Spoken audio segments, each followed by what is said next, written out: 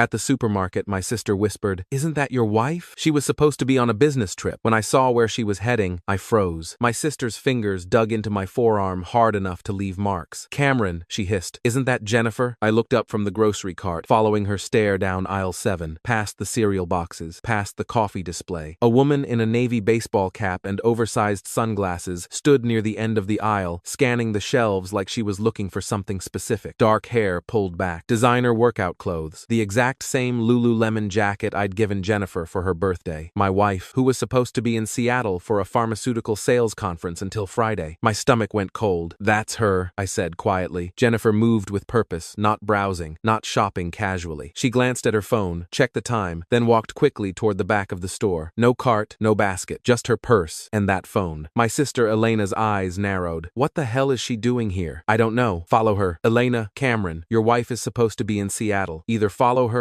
or I will." We stayed behind the cookie display, watching through the gap between packages of Oreos. Jennifer didn't even glance at products. She moved straight past dairy, past frozen foods, toward the employee corridor near the stockroom. A man was waiting there. Tall, maybe mid-40s, expensive suit completely out of place in a suburban supermarket. He looked around once, checking if anyone was watching, then handed Jennifer a manila envelope. She took it without smiling, checked inside, nodded once. They both disappeared through the employees-only door. Elena stared at me. Who the hell was that? I couldn't answer because my hands had started shaking. Not from shock, from rage I'd been containing for 11 weeks. "Cameron?" Elena's voice went sharp. "Did you already know about this?" I pulled out my phone, opened a folder labeled Photos, Backup, showed her the screen. Images, dozens of them. Jennifer meeting this same man at different locations. A coffee shop on Riverside Boulevard, the parking garage at Citizens Bank, a hotel lobby downtown, all time-stamped, all documented with GPS coordinates. Elena's face went white. "How long have you been following her?" "I haven't been following her. I hired someone to do it." I swiped to the next set of photos. "Since July, when I found the texts." "What texts?" I opened my screenshots folder. Messages between Jennifer and a contact saved as Dr. Harrison Cole. Discussions about finalizing the documentation. About keeping everything confidential until the transfer is complete. About timing this perfectly so he won't have time to respond. Elena read fast, her expression shifting from confusion to horror. "Transfer? What transfer?" "Our house," I said flatly. "The one my grandmother left me. Jennifer convinced me to add her to the deed 8 months ago. Said it was for estate planning purposes. That if something happened to me, she'd need legal access." Oh my God. I believed her. Signed the quitclaim deed at her attorney's office. Thought I was being a good husband. Elena looked sick. "She's stealing your house?" "Attempting to." I kept scrolling through evidence. But what she doesn't know is that I've been documenting everything since I found those first messages. Every lie, every fake business trip, every meeting with Dr. Cole. I showed Elena the timeline I'd built. Jennifer's supposed work conference schedule versus her actual GPS location history from our shared cell phone plan. Bank statements showing wire transfers of $8,500 to something called Cole Legal Services LLC. Credit card charges at restaurants and hotels she'd claimed were work events, except the dates didn't match any real conferences. "Cameron, this is fraud," I finished. "She's working with this Dr. Cole character to transfer assets before filing for divorce. She thinks I'm completely oblivious." Elena's hands were trembling now. "What are you going to do?" I closed the photo folder, opened a different one labeled Legal Documents. Inside, email correspondence with my attorney, Patricia Morse, a forensic accountant's preliminary report, credit reports I'd pulled, and most importantly, proof that Dr. Harrison Cole wasn't a licensed attorney in Pennsylvania, just a paralegal who'd been disbarred in New Jersey 3 years ago for helping clients commit mortgage fraud. "I'm going to let her finish," I said quietly. "What?" "I'm going to let her think she's won. Let her believe I'm signing over everything she wants." "Why?" "Because I need her to commit to the fraud completely. Put her signature on documents. Make statements I can use in court." I looked at my sister. Patricia said the best way to win is to let Jennifer hang herself with her own rope. The employee door opened. Jennifer and Dr. Cole stepped out, both looking satisfied, almost smug. Jennifer was smiling. Actually, smiling. I pulled an envelope from my jacket pocket, the one I'd been carrying for 6 days, waiting for exactly this moment. "Stay here," I told Elena. "Record everything on your phone. Cameron, just do it. I need witnesses." I walked straight toward them, my footsteps deliberate and loud on the tile floor. Jennifer saw me, her face drained of every drop of color. "Cameron," she started. "Seattle, right?" I said, clearly. "How's the pharmaceutical conference?" Dr. Cole tried to step backward. I blocked his path. "You must be Harrison," I said. "Jennifer's mentioned you. Well, not to my face, but her text messages did." Jennifer's mouth opened. No sound came out. I held up the envelope. "I need you to sign something. Final transfer documents. I'm done done fighting this. She took it automatically, hands shaking, completely confused. Cameron, I can explain. No need, I said calmly. I already know everything. That's why I'm making this simple. Dr. Cole looked at the envelope suspiciously. What is this? The property transfer, Jennifer requested. Clean deed transfer of 2847 Oakmont Drive. All legal, all notarized. Exactly what you both wanted. Jennifer opened it carefully, scanned the first page. Her expression shifted from panic to cautious hope. You're giving up? She asked. I'm giving you exactly what you deserve, I said. I'd met Jennifer Caldwell 7 years ago at a medical device trade show in Philadelphia. I was there representing my software company. We built inventory management systems for hospitals. She was working booth duty for a pharmaceutical company, looking bored and scrolling through her phone between visitors. I'd asked her about the antidepressant her company was promoting. She'd been honest, said it was pretty much the same as every other SSRI, but with better marketing. We talked for 20 minutes about the medical industry's problems, about my work, about her frustration with pharmaceutical sales culture. I hate pretending everything's revolutionary when it's just incremental, she'd said, but the money's good, and I'm good at it. Honest, sharp, funny. We dated for 18 months before I proposed. Small wedding, just family. Moved into the house my grandmother had left me in her will, a beautiful 1,920 seconds, colonial, in suburban Philadelphia, worth about $680,000. Jennifer had been supportive when I started my company, encouraging when things were hard. She made good money in pharmaceutical sales, 6 figures after bonuses, and we lived comfortably. No kids yet. We'd talked about it, but Jennifer always said she wanted to wait until her career stabilized. Looking back now, I realized she'd been waiting for something else entirely. The first warning sign came last December. Jennifer's company had announced restructuring, layoffs. Her entire division was being eliminated. It's fine, she'd said. I have severance. I'll find something new. But she hadn't seemed worried. Not at all. Then, in February, she'd come home with paperwork from an estate planning attorney. My friend Rachel's husband just died unexpectedly, she'd said. She's dealing with nightmare probate issues because they didn't have proper documentation. We should fix that. Add me to the house deed so there's no confusion if something happens to you. It had made sense. We were married. Of course, she should have legal access to our home. I'd signed the quitclaim deed at her attorney's office, Harrison Cole's office, though I didn't know his name then. Jennifer had scheduled the appointment, handled all the paperwork, told me where to sign. This protects both of us, she'd said. I'd believed her. In April, Jennifer started traveling more. New job opportunity, she'd explained. Contract pharmaceutical consulting. Pays better than my old position, but requires site visits. Seattle, Boston, Chicago, Atlanta. She'd show me itineraries, hotel confirmations, conference schedules. I'd kissed her goodbye at the airport every time. Then, in July, I'd found her iPad on the kitchen counter. She'd left it charging, unlocked. A message notification appeared.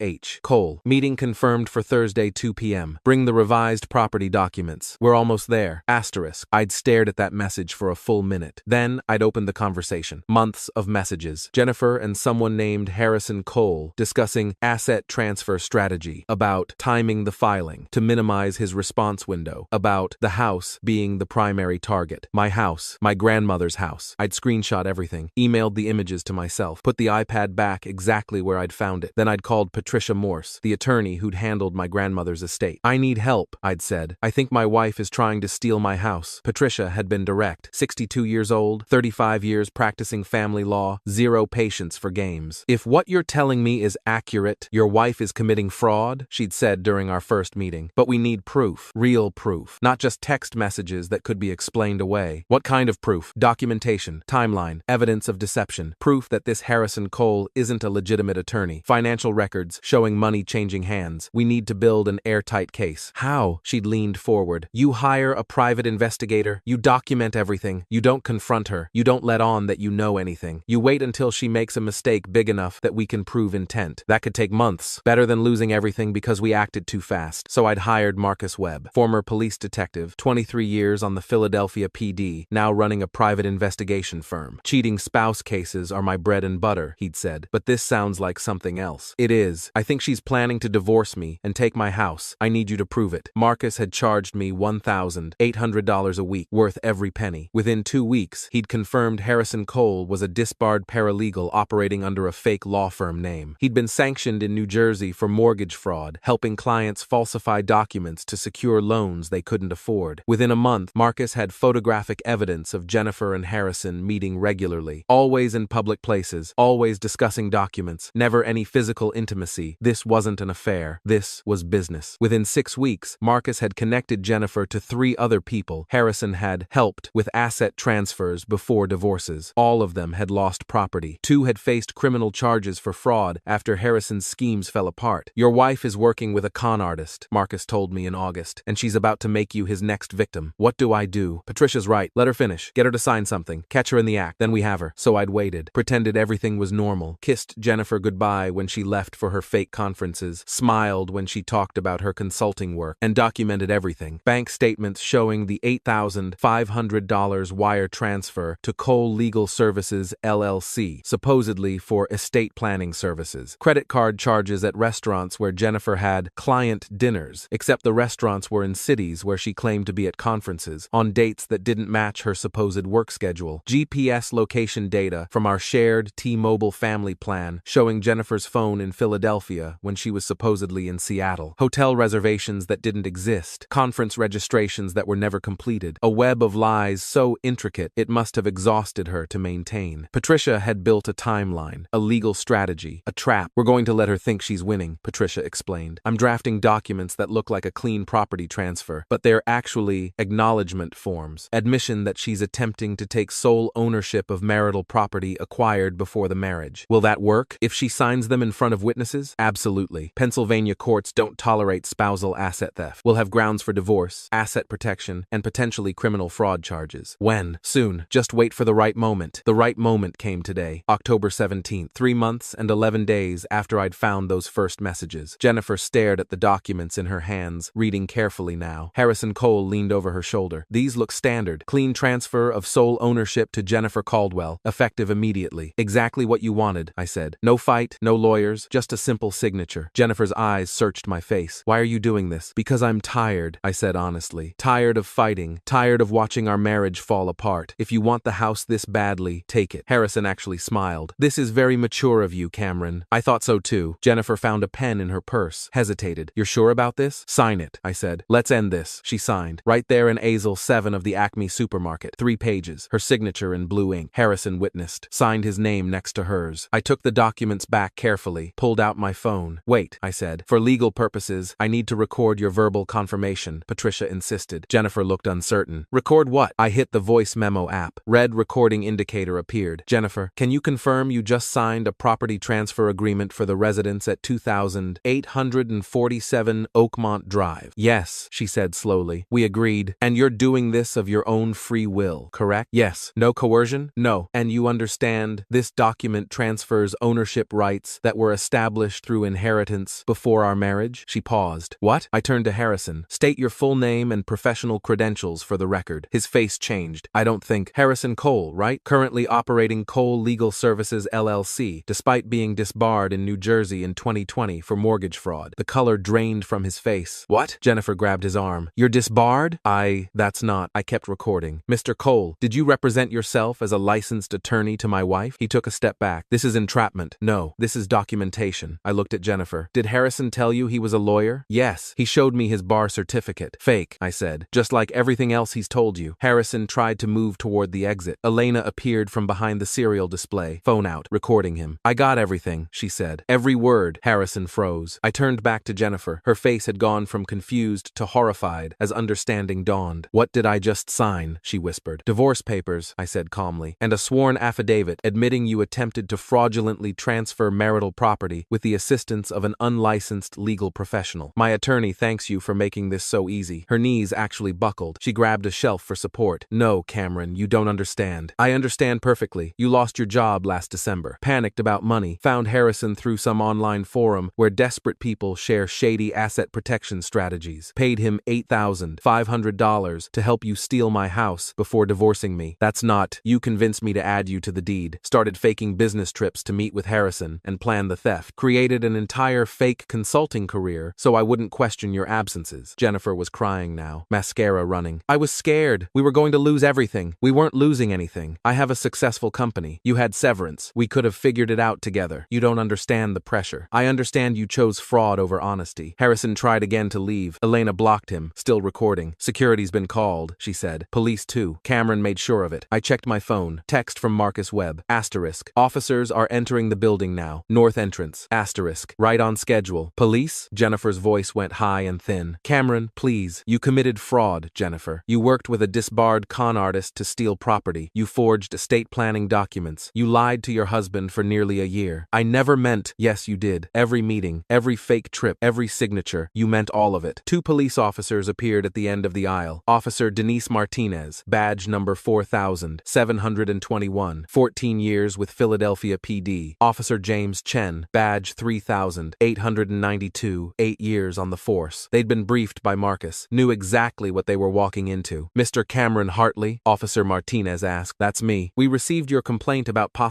fraud. Is this the individual in question? She gestured to Harrison. That's him, Harrison Cole, disbarred paralegal operating as a fake attorney. He just witnessed a fraudulent property transfer document. Harrison tried to run. Officer Chen moved faster, had him against the shelves in 3 seconds. Sir, stay where you are. We have some questions. Jennifer was sobbing now. Full breakdown. Cameron, please, we can fix this. I'll tear up the papers. Too late. You already signed them. Admitted everything on recording. Your signatures are all over documents you thought were transferring my house to you. I didn't know he was fake. He showed me credentials. Doesn't matter. You still attempted fraud. Pennsylvania law is very clear about spousal asset theft. Officer Martinez pulled out her notebook. Mrs. Hartley, I need to ask you some questions. You have the right to remain silent. Am I being arrested? Not yet, but I need to understand what happened here. Patricia Morse appeared from the front of the store, briefcase in hand, looking like exactly what she was, an attorney who'd been waiting for this moment. Officer Martinez, she said, I'm Patricia Morse, Mr. Hartley's attorney. I have documentation of Mrs. Hartley's fraud scheme, including text messages, financial records, and surveillance footage. I'd like to submit it as evidence. Officer Martinez took the folder Patricia offered, scanned the first few pages. Her expression hardened. Mrs. Hartley, I think you need to come to the station. We have a lot to discuss. No, wait, Jennifer grabbed my arm. Cameron, please, don't do this. I'm your wife. We can work this out. I'll go to counseling. I'll do anything. I looked at her. This woman I'd loved, trusted, built a life with, who'd systematically planned to destroy me. You stopped being my wife the moment you signed that quitclaim deed with Harrison, I said. Everything after that was just theater. I love you. No, you love what I represent. The house, the security. You never loved me. Patricia stepped between us. Mr. Hartley has nothing further to say to you. All communication goes through me now. Officer Martinez was reading Harrison his Miranda rights. Officer Chen was photographing the signed documents. Elena was still recording everything. The manager of the Acme appeared, looking confused. What's happening? Do we need to close this aisle? Police business, Officer Martinez said. We'll be done shortly. I picked up my shopping cart, the one I'd abandoned 15 minutes ago when this all started. I'm going to finish my shopping, I told Patricia. Call me when you need me. She nodded. Go. This is handled. I walked away, past the dairy section, past frozen foods, past the checkout lanes. Behind me, I heard Jennifer crying, begging, making promises she'd never keep. I kept walking. The investigation took 3 weeks. Harrison Cole was arrested on October 18th, charged with fraud, operating without a license, conspiracy to commit theft. His bail was set at $50,000. He couldn't make it. Jennifer was charged on October 22nd, conspiracy to commit fraud, attempted theft of marital property, filing false documents. She made bail. Her parents mortgaged their house to cover it. Patricia filed for divorce on my behalf on October 19th. Grounds: fraud, breach of trust, abandonment of marital duties. The forensic accountant Patricia hired David Reynolds, CPA, 22 years, specializing in divorce asset investigations, found more than we expected. Jennifer had taken out a $35,000 personal loan in June, using our joint credit. I'd never seen the money. Harrison had it in an account he controlled, planning to take his fee once the house transfer went through. She'd also forged my signature on a home equity line of credit application. That fraud charge was separate, federal offense. The bank's fraud department, headed by Linda Washington, VP of Risk Management, 15 years in banking compliance, was very interested in Jennifer's activities. This is textbook mortgage fraud, Linda told me during our meeting. She attempted to leverage property she didn't fully own, using forged documentation. We're pursuing criminal charges independent of your divorce. Will that affect my credit? No. We've flagged everything as fraud. Your credit is protected. But Mrs. Hartley is going to have significant legal problems. The divorce hearing was scheduled for November 20th. Jennifer's attorney, Maxwell Pierce, expensive downtown lawyer her parents hired, tried to argue she'd been manipulated by Harrison Cole. My client was a victim, he insisted. She fell prey to a con artist during a vulnerable time. Judge Rebecca Thornton cut him off. Mr. Pierce, your client sent 73 text messages to Mr. Cole discussing how to hide assets from her husband. She falsified travel records. She forged signatures on financial documents. This wasn't victimization. This was conspiracy. Your Honor, I've reviewed the evidence. Mrs. Hartley knowingly engaged in fraud. The marriage is dissolved. Mr. Hartley retains sole ownership of the Oakmont Drive property. Mrs. Hartley receives nothing from the marital estate due to her fraudulent activities. Maxwell tried again. Your Honor, my client is entitled to equitable distribution under Pennsylvania law, not when she committed fraud to steal her spouse's premarital assets. Read time Sullivan v. Sullivan asterisk, Mr. Pierce. Spousal fraud voids equitable distribution claims. Jennifer sat stone-faced through the entire hearing. No more tears, no more begging, just cold silence. The judge signed the divorce decree. We were done. Harrison Cole took a plea deal in December. 3 years in state prison, restitution of $43,500 to his various victims, including me. Jennifer's criminal trial was scheduled for February. Her attorney negotiated a plea, 2 years probation, $50,000 restitution, admission of guilt on all fraud charges. She took it. The alternative was potentially 5 years in federal prison for the mortgage fraud. On the day she signed the plea agreement, I received an email from her. Asterisk, Cameron, asterisk, asterisk, I know you'll never forgive me. I don't expect you to. Asterisk, asterisk, I want you to know, I didn't start dating you for your house. I really did love you. Or at least, I thought I did. Asterisk, asterisk, but when I lost my job, I panicked. I saw our life falling apart. I was terrified of losing everything we'd built. Asterisk, asterisk, so I made choices. Bad choices, criminal choices. Asterisk, asterisk, I convinced myself I was protecting us, protecting our future, but really, I was just protecting myself from feeling like a failure. Asterisk, asterisk, Harrison made it sound so simple. Just secure the asset, file for divorce, start over. He promised it was legal, standard estate planning. I wanted to believe him. Asterisk, asterisk, by the time I realized what I was really doing, I was in too deep. Asterisk, asterisk, I'm not asking for forgiveness. I just wanted you to know that I see what I became, what I did to you, to us. Asterisk, asterisk, you deserved better. Asterisk, asterisk, Jennifer, asterisk. I read it twice, then deleted it. Some apologies come too late, some betrayals cut too deep. Elena came over for dinner 3 months after the divorce finalized. How are you doing? She asked, helping me set the table. Okay, better than I expected. The house feels different. It's mine now. Really mine, not ours, just mine. She poured wine. Do you regret it? The investigation? The trap? I thought about it. No. If I'd confronted her when I first found the messages, she would have denied everything, played victim, made me question my sanity. This way, she destroyed herself. That's cold. It's practical. Patricia was right. Letting her finish was the only way to prove intent. Still, watching your wife implode must have been hard. It was, but you know what was harder? Realizing the woman I married was willing to destroy me for money, that she spent nearly a year planning it, that she looked me in the eye every single day and lied. Elena squeezed my shoulder. I'm glad you found out. Imagine if you hadn't. I'd be homeless right now. Harrison and Jennifer would have transferred the house, filed for divorce, left me with nothing. All the equity Grandma built, gone. She must have really thought you were stupid. She thought I was trusting. There's a difference. We ate in comfortable silence for a while. Then Elena said, you seeing anyone? Not yet. Need time. That's fair, but don't let Jennifer ruin you for other people. I won't, but I'm also not rushing into anything. I spent 7 years with someone who saw me as a bank account. I'd rather be alone than risk that again. Not everyone is Jennifer, I know, but some people are, and I need to get better at spotting the difference. 6 months after the divorce, I ran into Jennifer at the bank. She looked different, thinner, tired, hair pulled back in a messy ponytail, none of the polish I remembered. She saw me, froze. Cameron, Jennifer, awkward silence. How are you? She asked. Good. You? Surviving. Probation's almost over. I'm working at my cousin's dental office. Reception. That's good. It's humbling. She laughed bitterly. From 6-figure pharmaceutical sales to answering phones for $18 an hour. But I guess that's karma. I didn't respond. I meant what I said in my email. She continued. I'm sorry for everything. I know. Do you forgive me? I looked at her. This woman who'd shared my bed, my life, my home, who'd planned to take everything while smiling at me every morning. No, I said honestly. But I don't hate you either. I just don't think about you much anymore. She flinched like I'd slapped her. That's probably what I deserve, she said quietly. Probably. I walked past her to the ATM, heard her crying softly behind me, kept walking.